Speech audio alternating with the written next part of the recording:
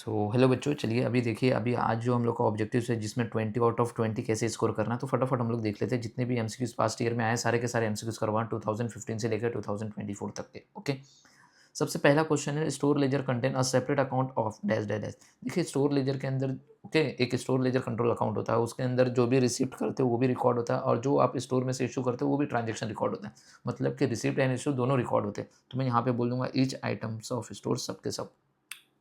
Store laser control account, store laser के control account में material से रिलेटेड जो भी ट्रांजेक्शन तो ना वही रिकॉर्ड करते हैं। तो यहाँ पे लिखा हुआ देखो, मटेरियल रिलेटेड यही होगा। ओके, डब्ल्यू लेजर बैलेंस क्या शो करता है? डब्ल्यू में अभी भी काम चल रहा है, तो यहाँ पे काम हुआ नहीं है कंप्लीट, तो क्या होता है? कॉस्ट ऑफ अनफिनिश्ड वर्क, जो कि अनफिनिश का मतलब होता है काम अभी तक हुआ नहीं, अभी तक जितने खर्चे लगे वो सारे के सारे डब्ल्यू लेजर कंट्रोल में दिखते हैं।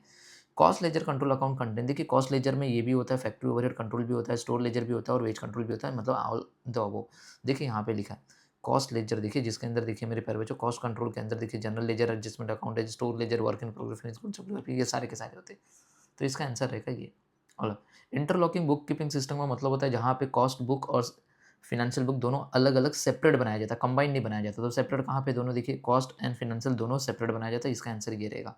समझ में आ गया? सब्सिडरी लेजर जो होता है उसके अंदर भी बच्चों ऑल दी अबव आंसर रहेगा, जिसके अंदर स्टोर लेजर, ये तीनों के तीनों बनाते हैं। देखिए ये सब्सिडरी लेजर है, जिसके अंदर store ledger, work in progress ledger और फिनिश्ड गुड्स लेजर, ये तीनों ही नाम लिखे थे, इसलिए इसका आंसर तीनों के तीनों हो जाएंगे। बात समझ में आ गया? इश्यू ऑफ मटेरियल जो होगा उसको क्रेडिट कब होता है मेरे प्यारे बच्चों? देखिए जब स्टोर में से मटेरियल आप इशू करते हो तो डब्ल्यू में जाता है, तो जहाँ जाएगा उसको डेबिट करेंगे। तो डब्ल्यू कंट्रोल अकाउंट डेबिट, कहाँ से माल गया? स्टोर से, तो स्टोर क्रेडिट हो जाएगा। ये बात सबको समझ में आ गया? तो इसका आंसर ये हो जाएगा।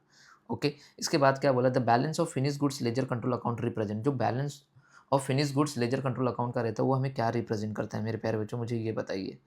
ओके, तो 8वें का आंसर ये है कि cost of goods remain unsold, जो बिका ही नहीं वो तो अनसोल्ड रहेगा ना, वही तो हमारा बैलेंस रहेगा फिनिश गुड्स का। यस और नो? समझ में आ गया? खत्म।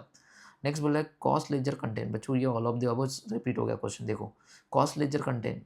ओके, कॉस्ट लेजर कंटेंट में हमेशा ऑल इम्पर्सनल अकाउंट होते हैं भैया। पर्सनल अकाउंट नहीं, नॉमिनल अकाउंट भी नहीं, रियल अकाउंट भी नहीं, पूरे के पूरे ये नहीं होते, ऑल इम्पर्सनल, जिसके अंदर मेरे प्यारे बच्चों आपको पर्सनल एंड नॉमिनल दोनों देखने को मिलेंगे। इसलिए इसका आंसर ये रहेगा। थोड़ा ध्यान देना, बच्चे गलती से पर्सनल लिख के आते हैं जो गलत हो जाएगा, कुछ बच्चे नॉमिनल लिख के आते हैं जो तो भी गलत हो जाएगा आपका, ऑल इम्पर्सनल होगा। Store laser control account include, बताइए ये स्टोर लेजर के अंदर मैंने अभी बताया परचेस ऑफ मटेरियल से रिलेटेड जो भी रहेगा, जो भी ओके इशू करोगे मटेरियल उससे रिलेटेड रहता है। बाकी देखिए ओवरहेड से नहीं, वेजेस नहीं, इनडायरेक्ट एक्सपेंसेस नहीं होता है स्टोर में। नेक्स्ट ट्रू फॉल्स देख लीजिए फटाफट, ट्रू फॉल्स देख लेते हैं फटाफट। Okay, non integrated accounting is also called interlocking accounting. Yes, interlocking accounting system का दूसरा नाम है नॉन इंटीग्रेटेड, तो ये है ट्रू, सही। Selling and distribution overhead recover are debited to cost of sales. Yes, okay, selling and distribution overhead का जो रिकवरी की जाती है वो कहाँ से करते हैं? कॉस्ट ऑफ सेल से ही करते हैं, सही है। Non integrated accounting are based double entry system. Yes, non integrated में डबल एंट्री बुक सिस्टम हम लोग को फॉलो करना पड़ता है, फिनेंशियल बुक अलग बनाना पड़ता है, कॉस्ट बुक अलग बनाना पड़ता है। Direct wages are debited to cost ledger control, नहीं बच्चा गलत है। डायरेक्ट वेजेस जो होता है उसको डेबिट करना पड़ता है, वेज कंट्रोल अकाउंट को डेबिट करना पड़ता है। तो क्या आता है? Wage wage control account debit to cost ledger आता है। ये अगर क्रेडिट बोला होता है तो कॉस्ट लेजर सही है, अगर यहाँ पे डेबिट बोला तो यहाँ पे वेज कंट्रोल होना चाहिए था। ओके, तो ये गलत है। In cost accounting all personal account are maintain, नहीं बच्चा, ऑल इम्पर्सनल अकाउंट, ये भी गलत है। देखिए direct wages are debited to wage control, yes यहाँ पे सही कर दिया है, यही सेंटेंस है, देखो यहाँ पे लिखा है, बट यहाँ पे कॉस्ट लेजर लिखा था, यहाँ पे वेज, तो वेज कंट्रोल डेबिट होता, सही है। W ledger shows the cost of goods unfinish, yes W में हम कॉस्ट ऑफ अनफिनिश गुड्स ही तो रहते हैं, सही है। नॉन इंटीग्रेटेड अकाउंटिंग कॉल्ड है इंटरलॉकिंग सिस्टम, ये भी सही है, खत्म। और नॉन इंटीग्रेटेड सिस्टम का जहाँ पे cost and financial account maintain करते हैं सेपरेटली। बच्चों ये प्रीवियस ईयर के बहुत सारे जो एग्जाम में आए क्वेश्चन थे वही है, इसके अलावा कोई क्वेश्चन मेरे को नहीं लगता कि आपके एग्जाम में आएंगे, इसको अच्छे से करके जाइएगा। चलिए नेक्स्ट क्वेश्चन क्या बोल रहा है? कॉन्ट्रैक्ट कॉस्टिंग क्या आ जाएगा? Cost of rectification of defective work. देखिए आपने क्या किया, आपका कुछ प्रोडक्ट आपने बनाया वो डिफेक्टिव हो गया, ओके, तो वो उसके लिए आपने जो खर्चा किया, एक्सपेंस किया, तो वो कहाँ लिखेंगे? अब ये रिलेटेड कौन से चैप्टर से? कॉन्ट्रैक्ट से, तो कॉन्ट्रैक्ट से रिलेटेड है तो कॉन्ट्रैक्ट अकाउंट में लिखेंगे, कहाँ? बट डेबिट साइड में लिखेंगे, तो इसका आंसर ये रहेगा। समझ में आ गया? रिटेंशन मनी क्या होता है? रिटेंशन मनी मतलब क्या होता है कि जहाँ पे कॉन्ट्रैक्टर कुछ पैसा रुका के रखता है, कॉन्ट्रैक्टर को नहीं देता, जितना उसने काम किया है ना उतना पैसा पूरा नहीं देता। अगर उतना पैसा पूरा दे देगा तो कॉन्ट्रैक्टर कभी बीच में भाग गया, तो इसलिए कॉन्ट्रैक्टर क्या करता है, कुछ पैसे ओके रुका के रखता है। तो वो क्या होता है, जितना काम किया वर्क सर्टिफाइड में से उतना कुछ पैसा वो दे देता, बाकी रुका के जो रखता है उसको बोलते हैं रिटेंशन मनी। तो इसका आंसर सी रहेगा, वर्क सर्टिफाइड में से माइनस करो payment receive by the contractor. चलिए नेक्स्ट बोल रहा है in a contract costing loss of material by fire is debited to. देखिए कॉन्ट्रैक्ट कॉस्टिंग में ओके जो भी लॉस होता है ओके तो वो हम लोग क्रेडिट में लिखते कॉन्ट्रैक्ट अकाउंट के, तो वो पूछा डेबिट में किधर जाएगा, तो डेबिट में जाएगा, तो कॉस्टिंग पीएनएल के डेबिट में चला जाएगा, समझा। अगर क्रेडिट बोला होता तो कॉन्ट्रैक्ट अकाउंट आंसर होता है इसका। ये बात सबको समझ में आ गया। ओके चलिए, in a contract costing payment of cash to the contractor is made on the basis of okay. अभी जो कॉन्ट्रैक्ट कॉस्टिंग में हम जो पेमेंट करते हैं कॉन्ट्रैक्टर को, वो किसके बेसिस पे करते हैं, सर्टिफाइड वर्क के बेसिस में। हमारा आर्किटेक्चर आता है, वो देखता है कितना काम हुआ है, उसके हिसाब से हम पेमेंट करते हैं कॉन्ट्रैक्टर को, तो work certified. Okay, dash is a person for home contract job is taken, contractee, simple था। Okay, when a contract work is completed to extent of 20%, अगर आपका कॉन्ट्रैक्ट जो है सिर्फ 20% तक का ही काम कंप्लीट हुआ है कॉन्ट्रैक्ट प्राइस का, तो प्रॉफिट कितना लेके जाएंगे हम, प्रॉफिट एंड लॉस में बोल रहे हैं, तो भैया कुछ नहीं लेके जाएंगे, बिकॉज आपको पता है आप बिलो 25% रहते हो तो कोई भी प्रॉफिट आप कॉस्टिंग पैनल में नहीं लेके जाते हो, तो नील हो जाएगा। Cost of contract is determine preparing, तो कॉस्ट ऑफ कॉन्ट्रैक्ट के लिए हम लोग को क्या प्रिपेयर करना पड़ता है, एक सेपरेट लेजर अकाउंट मेंटेन करना पड़ता है, कॉस्ट शीट नहीं, बैलेंस शीट नहीं, प्रॉफिट एंड लॉस अकाउंट नहीं, एक सेपरेट लेजर अकाउंट बनाया जाता है जिसको हम कॉन्ट्रैक्ट अकाउंट बोलते हैं। नेक्स्ट बोल रहा है work done but uncertified is valued, हाँ वर्क डन हो गया बट वो अभी तक सर्टिफाइड नहीं किया है, तो ये हमेशा कॉस्ट प्राइस पे कैलकुलेट होता है, तो वर्क अनसर्टिफाइड कॉस्ट प्राइस पे कैलकुलेट होता है, और वर्क सर्टिफाइड जो होता है वो कॉन्ट्रैक्ट प्राइस पे कैलकुलेट होता है। ओके, जिसके अंदर कॉस्ट प्लस प्रॉफिट दोनों ऐड होता है। अब नोशनल प्रॉफिट क्या है, चलिए नोशनल प्रॉफिट क्या है बच्चों बताओ। तो सर नोशनल प्रॉफिट है difference between value of work certified उसमें and cost of work certified. Okay, जितने का वैल्यू ऑफ वर्क सर्टिफाइड है उसमें से कॉस्ट ऑफ वर्क सर्टिफाइड को माइनस कर देते हो, जो बचा रिमेनिंग अमाउंट है वो आपका नोशनल प्रॉफिट होता है। Next, cost of rectification of defective work is debited to the contract account, देखो रिपीट हुआ है। Plant specially purchase for the contract is debited, अगर आपने प्लांट परचेज किया जिसको हम बोलते हैं प्लांट इंस्टॉल, तो बताइए डेबिट कहाँ करते हैं सर, इसको हम लोग डेबिट करते हैं कॉन्ट्रैक्ट अकाउंट में। कहाँ पे, कॉन्ट्रैक्ट अकाउंट में। वर्क सर्टिफाइड इज वैल्यूड, देखो यहाँ पे वर्क सर्टिफाइड दिया, तो मैंने बताया ना कॉन्ट्रैक्ट प्राइस इसका आंसर रहेगा। ऑप्शन में नहीं दिया था बच्चा, हो सकता है कि यहाँ पे ना वर्क अनसर्टिफाइड होगा, अगर अनसर्टिफाइड रहता तो कॉस्ट प्राइस, बट अब वर्क सर्टिफाइड दिया है तो भैया कॉन्ट्रैक्ट प्राइस लेना पड़ेगा, यस, तो ये आंसर रहेगा contract price. In a contract costing loss of material by fire is credited to, देखिए लॉस बाय मटेरियल कोई क्रेडिट बोला है कॉन्ट्रैक्ट कॉस्टिंग में, तो क्रेडिट होता है, तो ये हमारे कॉन्ट्रैक्ट कॉस्ट अकाउंट के क्रेडिट साइड में जाता है, यस। और डेबिट बोला होता तो कॉस्टिंग पेनल ले लेते। कैश रिसिप्ट कितना सर, 80% है वर्क सर्टिफाइड का, जो कि 4,80,000 है वो कैश रिसिप्ट, तो वर्क सर्टिफाइड पूछा, सिंपल सा सॉल्व कर लो ना। Okay, cash receipt is equal to 80% of work certified, cash receipt पता है 4,80,000 है, 80% into work certified, 4,80,000 divide by 80% करो is equal to work certified. Sir work certified आएगा 6,00,000 रुपया, कर लेना इसको, ये आंसर रहेगा आपका, कौन सा, 6,00,000 रुपया। चलिए, इफ़ अ कॉन्ट्रैक्ट प्राइस 15,00,000 है, वर्क सर्टिफाइड 9,00,000 है, तो अमाउंट ट्रांसफर टू पीएनएल कितना जाएगा, चलो कोई बात नहीं, इसको भी सॉल्व कर लेते फटाफट। तो हम लोग लगाएंगे परसेंटेज ऑफ वर्क डन, कितना काम कंप्लीट हुआ है, फॉर्मूला है sir work certified A cash receive divide by okay work certified divide by contract price into 100 है, यस और नो। तो बताइए कॉन्ट्रैक्ट प्राइस कितना है सर 15,00,000 और वर्क सर्टिफाइड कितने हैं सर 9,00,000 इंटू 100, तो बताओ कितना आ जाएगा सर 60% हो जाएगा, तो 60%,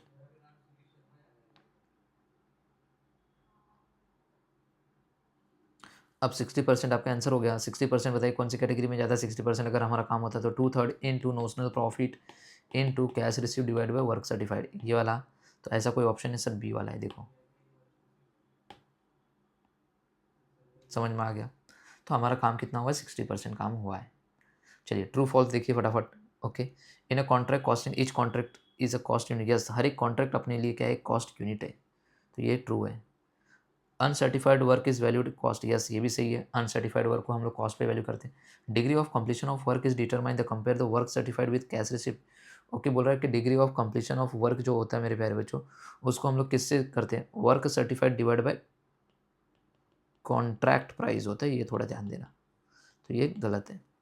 the difference between notional profit and estimated profit in relation to the contract, yes जो डिफरेंस होता है okay between the notional profit and estimated in relation to contract होता है, यस ट्रू है। If the cash receive of contract from contractee is 80%, अगर आपने उससे 80% cash receive ले लिया वर्क सर्टिफाइड का, तो रिटेंशन कितना रहेगा सर 20% रहेगा, इधर 25% बोला, गलत है ये। Okay, each contract account is consider as a separate cost unit, अब भी हमने पढ़ा था, यस सबका सेपरेट सेपरेट कॉन्ट्रैक्ट अकाउंट बनता है। The purpose of retention money का मतलब क्या होता है? सेफ गार्ड करके रखना against to the risk of loss due to the faulty workmanship. Yes, सही है ये भी। Contract price is equal to the work certified. Contract price जो होता है वर्क सर्टिफाइड के इक्वल होता है। नो बच्चा, work certified is a part of WIP। Yes, work certified जो होता है WIP का पार्ट होता है। Plant issue to site, yes, debit to contract account. Escalation clause कब आता है? जब हम लोग कवर करते हैं अपनी इंक्रीज इन कॉस्ट, फ्यूचर में कॉस्ट बढ़ने वाली है तो हम लोग एस्केलेशन क्लॉज लगा देते हैं कॉन्ट्रैक्ट में। चलिए नेक्स्ट बात करते हैं abnormal loss unit are equal to. Abnormal loss कब होता है थोड़ा ध्यान देना। बना लेते हैं एक प्रोसेस। इनपुट, इधर आता है नॉर्मल लॉस, इधर आता है आउटपुट। जब मैं इनपुट में से नॉर्मल लॉस और आउटपुट को माइनस करता हूँ तो जो मेरे को मिलता है वो क्या मिलता है सर? एबनॉर्मल लॉस मिलता है। क्या ये वाला आंसर है सी वाला? यस सर, सी करेक्ट है। एबनॉर्मल गेन किसकी वजह से होता है सर बताइए? ओके, तो एबनॉर्मल गेन होने के पीछे का रीज़न है नॉर्मल लॉस का कम होना। क्या बोलना? नॉर्मल लॉस का कम होना। तो नॉर्मल लॉस का रिडक्शन होना ही एबनॉर्मल गेन होने का रीज़न है। The product which has a lower sale value than the main product, उसको हम बोलते हैं बाय प्रोडक्ट। समझ में आया? वो प्रोडक्ट जिसका सेल वैल्यू कम होता है मेन प्रोडक्ट से उसको हम लोग क्या बोलते हैं? बाय प्रोडक्ट बोलते हैं। समझ में आ गया? नेक्स्ट बोला है if the input is 8400, normal loss है 15%, आउटपुट है 7500, तो बताइए एबनॉर्मल गेन क्या होगा? बना लेते हैं हम लोग यहाँ पे process account. Input 8400, normal loss 15% बोला है ना, तो 8400 का 15% कितना होता है सर? 1260 होगा। आउटपुट कितना है? 7500। दोनों का टोटल करो 8760, तो इधर भी 8760 होना चाहिए। तो इधर कितना बैलेंसिंग फिगर आ रहा है सर? 360। 360, सी वाला ऑप्शन करेक्ट है। एबनॉर्मल गेन बोले एक्चुअल आउटपुट 25,000 यूनिट से नॉर्मल लॉस 3000 यूनिट है, एबनॉर्मल लॉस कितना है? 2000। तो बताइए इनपुट कितना होगा? बना लीजिए फिर से। ओके, यहाँ पे नॉर्मल लॉस कितना है सर? 3000। आउटपुट कितना है सर? 25,000। एबनॉर्मल लॉस कितना है सर? 2000। सब इसी साइड है तो 25 और ये हो गया 30,000, तो इधर भी 30,000। तो बैलेंसिंग फिगर जो है 30,000, ये क्या रहेगा? यही तो रहेगा इनपुट। खत्म, ये भी खत्म। बोल रहा था cost incurred is 69,920, scrap value है नॉर्मल लॉस का 1520 रुपया, इनपुट है 1900 यूनिट्स, नॉर्मल लॉस है 190 यूनिट, एबनॉर्मल लॉस बताइए 30 यूनिट का क्या होगा? ओके सॉरी, एबनॉर्मल लॉस है 30 यूनिट, बोल रहे कॉस्ट बताइए एबनॉर्मल लॉस का। चलिए सबसे पहले बना लीजिए यहाँ पे कॉन्ट्रैक्ट, ये सॉरी प्रोसेस अकाउंट। ओके, यहाँ पे 69,920, नॉर्मल लॉस इधर आता है कितना है सर? 1520। इनपुट कितना किया था सर? 1900 यूनिट का है।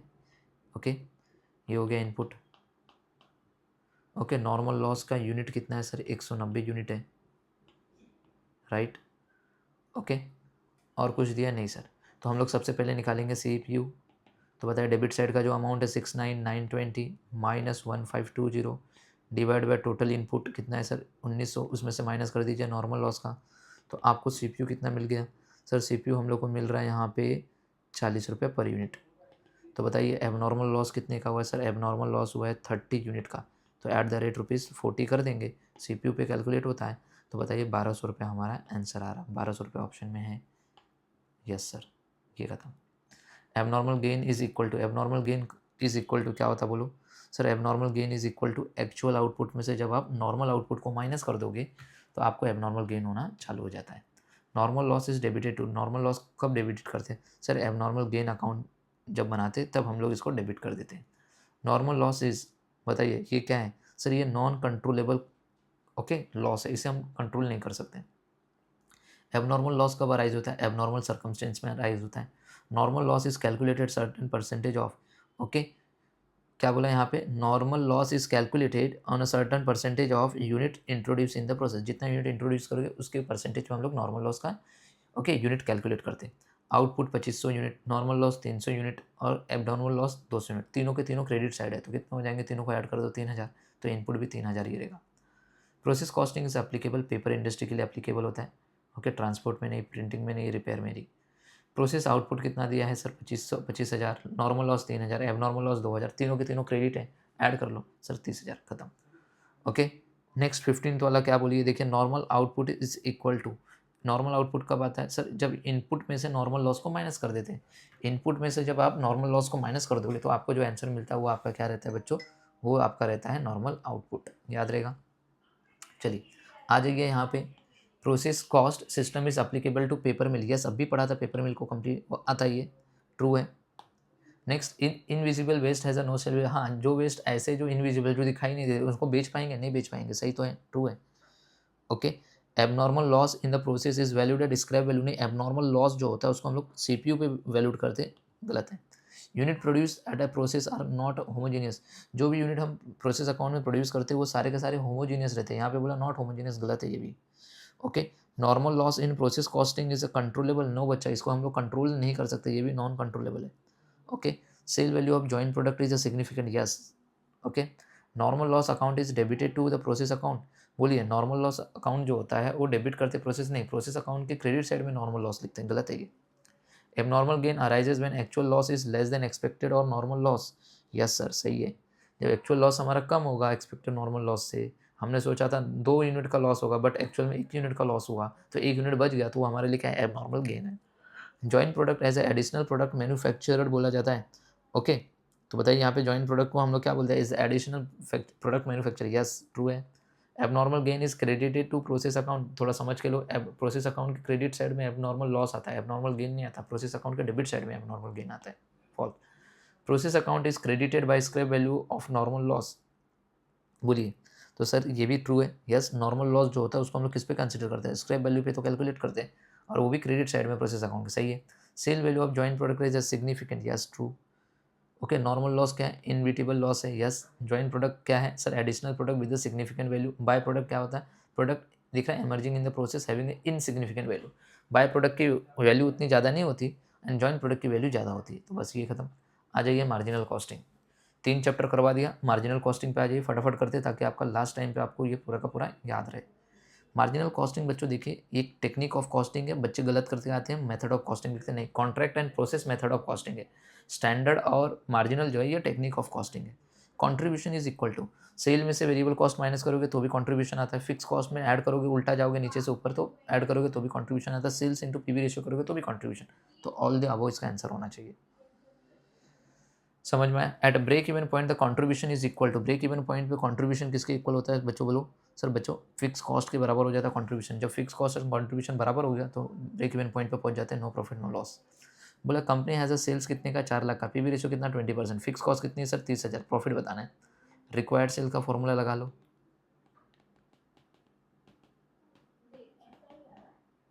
सिंपल सा। आपको सेल कितना है सर 4 लाख का, फिक्स कॉस्ट कितना है 30,000, हमको डिजायर्ड प्रॉफिट बोला है और हमको पीवी रेशियो बताया 20%। अगर मुझे बताओ ये 20% उस साइड जाएगा तो मल्टीप्लाई होगा, तो 4 लाख का 20% कितना होता है। ओके, तो कैलसी है 4 लाख का 20% कर लो फटाक से, तो सर 4 लाख इंटू 20%, 80,000, तो 80,000 इधर लिख देना, हो गया। ये 30,000 उधर जाएगा माइनस हो जाएगा, तो 80 में से 30 गया तो कितना आएगा सर 50,000, पहला वाला ऑप्शन। चलिए नेक्स्ट।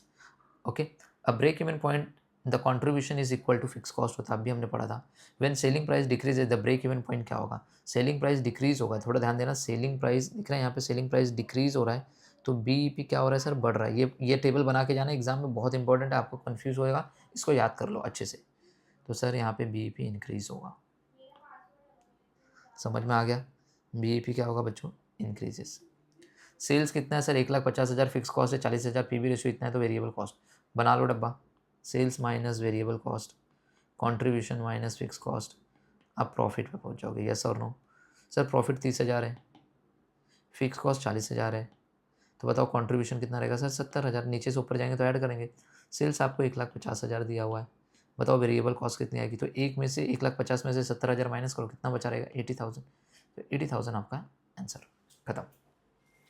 मार्जिन ऑफ सेफ्टी क्या है बताइए, मार्जिन ऑफ सेफ्टी क्या है, जब एक्चुअल सेल्स में से बीईपी सेल्स माइनस करते हैं तो हमको मार्जिन ऑफ सेफ्टी मिल जाता है, right. Contribution is equal to sales minus variable cost करोगे, फिक्स कॉस्ट प्लस प्रॉफिट, यही है, ऑल ऑफ दी अबव इसका आंसर होगा। Break even point the contribution is equal to fix cost होता है, देखो रिपीट हो रहा है क्वेश्चन। सेम, इफ सेल्स कितना है सर 5 लाख, वेरिएबल कॉस्ट कितनी है बच्चों 2 लाख रुपया, ओके, तो बताइए पीवी रेशियो कितना होगा। सर पीवी रेशियो का फॉर्मूला लगाइए, कंट्रीब्यूशन डिवाइड बाय सेल्स। तो मुझे बताइए कंट्रीब्यूशन कैसे मिलता है सर, सेल्स में से वेरिएबल कॉस्ट माइनस करो कंट्रीब्यूशन, तो 5 लाख में से 2 लाख माइनस करो 3 लाख, और सेल्स कितना है सर 5 लाख इंटू 100 कर दो, तो बताओ कितना आ रहा है सर, ये आ रहा है 60%। Okay, in a marginal costing increase in selling price, selling price के बढ़ने से क्या होगा, देखो सेलिंग प्राइस के बढ़ने से पीबी बढ़ता है, बीईपी कम होता है, एमओएस बढ़ता है। तो बीईपी क्या होता है? कम होता है। डिक्रीज इन बीईपी ऑप्शन है सर लोअर द बीईपी। खत्म। सो गैस इसी के साथ ये भी कंप्लीट करवा दिया। चलिए ट्रू फॉल्स देख लीजिए बीईपी इसका मार्जिनल कॉस्टिंग का। सबसे पहले क्या दिया है? BEP is the point at which total revenue is equal to total cost. Yes true है ना बच्चा। बीईपी पॉइंट पे टोटल रेवेन्यू क्या होती है? टोटल कॉस्ट के बराबर होती है, तभी तो हमको no profit. Marginal costing method है? नहीं सर, टेक्निक है। ओके, तो ये गलत है। ओके, इसको गलत कर देना। ओके, ये मेथड नहीं है, टेक्निक है। PV ratio is improve by decreasing the variable cost. Yes बच्चा, जैसे जैसे वेरिएबल कॉस्ट आपकी कम होती रहेगी ना, तो पीवी रेशियो आपका बढ़ता रहेगा। सही है ये। When selling price at a cost then contribution. Yes, selling price जो कॉस्ट के बराबर है, तो भैया आप जितने का खर्चा कर रहे हो उतने में ही बेच रहे हो, तो भैया यहाँ पे कॉन्ट्रीब्यूशन भी आपके फिक्स कॉस्ट के बराबर हो जाएगी। ट्रू है ये। Okay, contribution is equal to profit. Yes, contribution आपका क्या है? प्रॉफिट ही तो कहलाता है ये भी। Increase in fix cost does not effect the break even. बोल रहा है कि फिक्स कॉस्ट के बढ़ने से ब्रेक इवन पे कोई इफेक्ट नहीं पड़ेगा। ये डब्बे पे आ जाओ, देखो फिक्स कॉस्ट के बढ़ने से बीईपी भी बढ़ता है। समझ में आ गया? तो इम्पैक्ट हो रहा है। तो ये तो बोला नो इम्पैक्ट बोला यहाँ पे, तो ये गलत है। PV ratio is a test of profitability. Yes, ये टेस्ट करते हैं हम प्रॉफिटेबिलिटी के लिए। Margin of safety excess of break even sales over the actual sales. नहीं बच्चा, actual sales over the break even sales होगा, उल्टा होना चाहिए था, गलत है ये। Angle of incidence is angle between the total sales line and the total cost line drawn in the break even chart. Yes, ये भी ट्रू है। Marginal cost is equal two variable cost. सही है, आ जाइए स्टैंडर्ड कॉस्ट पे। चलिए, अब बोल रहा है इफ़ एक्चुअल कॉस्ट जो है वो ज़्यादा है स्टैंडर्ड कॉस्ट से। अगर आपकी एक्चुअल कॉस्ट खर्चा ज़्यादा लग गया आपने जो सोचा था, तो आप एडवर्स में चले गए, नेगेटिव में चले गए, एडवर्स। समझ में आ गया? Standard cost is deducted for. बताइए, standard cost is sorry decided for. Standard cost is decided for labour, overhead, material, all the element, तीनों के तीनों। ओके, हम लोग स्टैंडर्ड कॉस्ट लेबर के लिए भी डिसाइड कर सकते हैं, ओवरहेड के लिए भी और मटेरियल के लिए भी डिसाइड कर सकते हैं। The objective of standard costing is to control cost through. बताइए, बोलो। हम लोग जो है ऑब्जेक्टिव क्या होता है स्टैंडर्ड कॉस्टिंग का? हम लोग क्या करते हैं बच्चों? ताकि हम लोग क्या करें? कंट्रोल करना चाहते कॉस्ट को, तो किसके द्वारा करते सर? वेरिएंस एनालिसिस के द्वारा। ओके, थोड़ा याद रखना, बहुत इंपॉर्टेंट है ये। The standard costing card contain quantity and cost for. Okay, तो बताइए क्या सर इसके अंदर direct material, direct labour and overhead, तीनों के तीनों हम लोग स्टैंडर्ड ओके कार्ड कंटेन है, इसमें सारी की सारी चीज़ें आ जाती है। चाहे आप डायरेक्ट मटेरियल का भी निकाल सकते हो, डायरेक्ट लेबर का भी एंड ओवरहेड का भी आप कर सकते हो। Okay, the standard hourly rate दिया 4 रुपया, एक्चुअल रेट दिया 3 रुपये 50 पैसा, लेबर रेट वेरियंस दिया 24,000 favourable. The actual labour hours कितना दिए होगा? चलिए, एक्चुअल लेबर आर्स पूछा है, स्टैंडर्ड रेट वेरियंस दिया है और यहाँ पे क्या दिया है? Labour rate variance. तो लेबर रेट वेरियंस का फॉर्मूला है sir standard rate minus actual hours. बताओ, ये 24,000 है, फेवरेबल है तो ये से standard rate 4, actual rate 3.5 into actual hours. Sir ये 24,000 हो गया, ये 0.5 हो गया इंटू ये एक्चुअल आर्स हो गया, ये उस साइड जाएगा तो डिवाइड होगा, तो बताइए कितना आ जाएगा सर? 48,000 आ जाएगा। खत्म। If actual cost is more than standard cost, अगर आपकी एक्चुअल कॉस्ट ज़्यादा है स्टैंडर्ड कॉस्ट है, तो एडवर्स होने वाला, रिपीट हो गया question. Variances are difference standard and actual के बीच में जो डिफरेंस बताता है उसको हम बोलते हैं variance. Excess of actual cost over the standard cost, हमारा जो एक्चुअल कॉस्ट है वो क्या है? ओवर है स्टैंडर्ड कॉस्ट है। तो बताओ हम लोग को क्या होगा सर? सर ये हमारे लिए अनफेवरेबल वेरियंस होगा। Okay, excess of actual cost over the standard cost. समझ में आ गया? अनफेवरेबल वेरियंस जिसको हम एडवर्स बोलेंगे। समझ में आया बच्चों? If standard cost of labour is ₹96,000, actual cost incurred है जो 97,000, लेबर कॉस्ट वेरियंस बोल रहे हैं। चलिए, labour cost variance standard cost minus actual cost. Standard cost कितना है बच्चों? 96,000। एक्चुअल कॉस्ट कितना है जो एक्चुअल में हुआ है? 97,800। 1,800 का एडवर्स आएगा, निगेटिव होगा, तो सर ये ऑप्शन बी करेक्ट है। चलिए आइए यहाँ पे true and false. Actual rate is used while computing the labour efficiency variance. No बच्चा, लेबर एफिशिएंसी वेरिएंस में हम standard hours minus actual hours into standard rate लेते हैं। यहाँ स्टैंडर्ड रेट लेते हैं, यहाँ पे एक्चुअल रेट बोल रहा है, गलत है ये। The main purpose of standard costing is okay cost control. Yes, true है। Standard hours is not used while computing the labour rate variance. Standard hours, चलो देख लेते हैं। लेबर रेट वेरिएंस जब आप निकालते हो तो स्टैंडर्ड रेट में से एक्चुअल रेट को माइनस करते हो इनटू एक्चुअल आवर्स लेते हो। इधर स्टैंडर्ड आवर्स बोला है, इधर क्या लेते हो एक्चुअल आवर्स, इधर स्टैंडर्ड आवर्स लेते हैं क्या, नहीं गलत है। Standard costing is the method of costing, no बच्चा मेथड नहीं, ये टेक्निक है। स्टैंडर्ड कॉस्ट आर एक्सप्रेस्ड और per unit basis, okay. Yes, standard cost जो होता है हम लोग एक्सप्रेस करते हैं पर यूनिट बेसिस पे, एक यूनिट को बनाने के लिए ये कॉस्ट लगनी चाहिए, तब हम लोग उसका स्टैंडर्ड बनाते हैं। Standard cost is estimated cost, no बच्चा, standard cost is a predetermined cost है, okay. Material price variance arises due to the change in quantity, नहीं, मटेरियल प्राइस वेरिएंस प्राइस के चेंज होने से होता है, क्वांटिटी के चेंज होने से नहीं होता, गलत। A variance analysis is the difference between the standard cost and actual cost, yes, जो वेरिएंस एनालिसिस होता है स्टैंडर्ड एंड एक्चुअल कॉस्ट के डिफरेंस की वजह से ही आता है, ये ट्रू है। आइडल वेरिएंस हमेशा एडवर्स इंपैक्ट डालेगा, यस सही है ये भी। Cost variance is equal to standard minus actual, खत्म। लास्ट चैप्टर बच्चों, एंड इसके बाद ये पूरा का पूरा कंप्लीट। चलिए देखिए, cost allocation basis in activity based costing should भी किस पे होता है सर, कॉस्ट ड्राइवर अलोकेट किया जाता है कॉस्ट ड्राइवर के हिसाब से। ABC stand for activity based costing, and activity which generate the cost उसको हम बोलते हैं cost driver, okay. Activity cost pool are cost accumulated associated with given, okay, activity, तो सर ये क्या है सर, सही है, ट्रू है। Direct labour hour is cost pool that regularly used in the activity based costing, okay sir true है ये भी। The cost driver is used another traditional costing method, yes sir true है ये भी। The casual relation is considered under the activity based costing, okay. The casual relation is considered under the activity based costing, नहीं बच्चा ये false है। Target costing क्या करता है सर, वेस्टफुल एक्टिविटी को एलिमिनेट करता है, यस सर सही है ये। Activity from the base of ABC system, okay, activity from the basis of ABC system, yes true है। In a target costing wasteful activity are eliminate, सही है। ABC activity based costing, cost driver activity that generated cost, planning the first step in benchmarking and global benchmark, मतलब benchmark on global scale.